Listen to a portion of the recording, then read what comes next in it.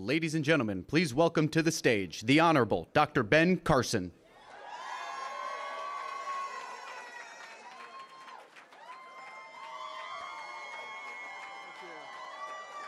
Thank you very much. And thank you for your courage to be here, because in the society that we live in today, it takes a lot of courage to say that you're supporting President Trump. And, you know, it's really quite interesting how people have tried to manipulate people and how to intimidate people and change their minds. This has been going on since we've been in America.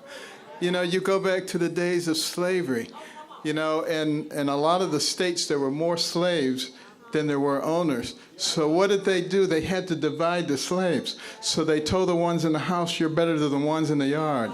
And the ones in the yard, you're better than the ones in the field.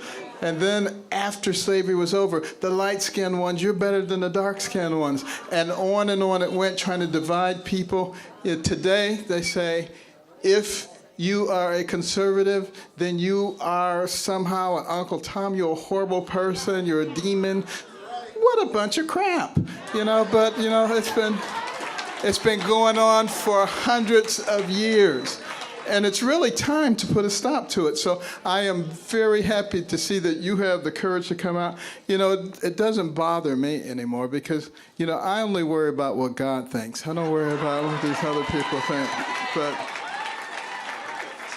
But, you know, sometimes people ask me, what happened to you? You changed. I haven't changed. I changed about 35 years ago because, you see, I grew up in Detroit, a bastion of liberalism. They call it progressivism now. They keep changing the name. But anyway, then from there to Boston, a bastion of liberalism.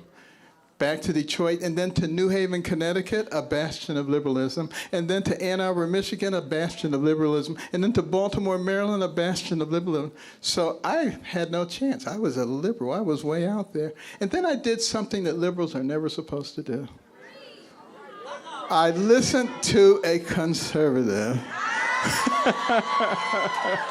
I listened to Ronald Reagan. And I said, you know, he doesn't sound like a horrible racist person. He sounds just like my mother. And at that point, I started thinking for myself.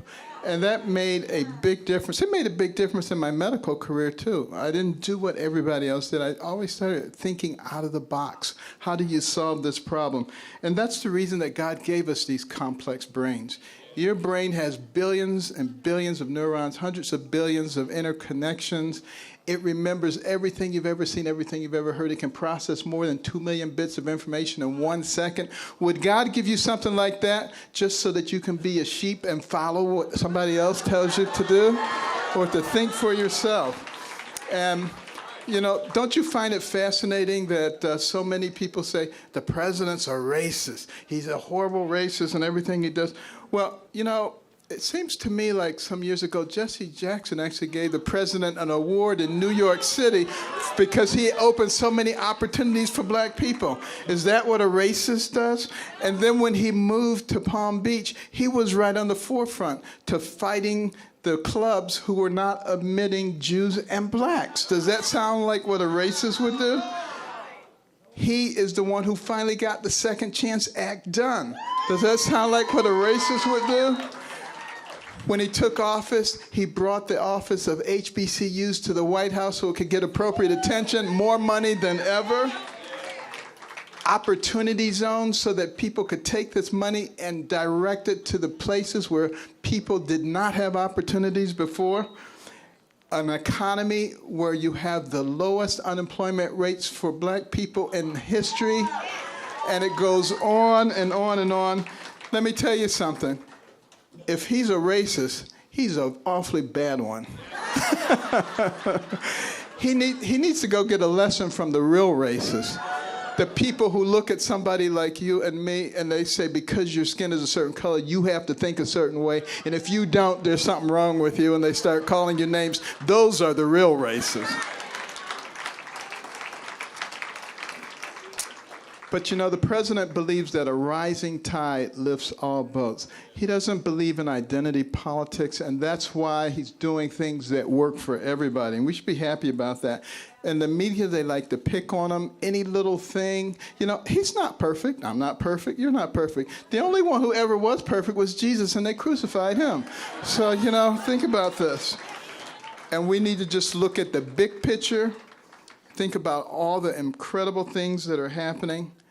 Think for ourselves and be missionaries. Go out and talk to your family, talk to your friends, help them to realize, because see, if all they're doing is looking at certain media, they don't even know about these things that we just talked about that he has done.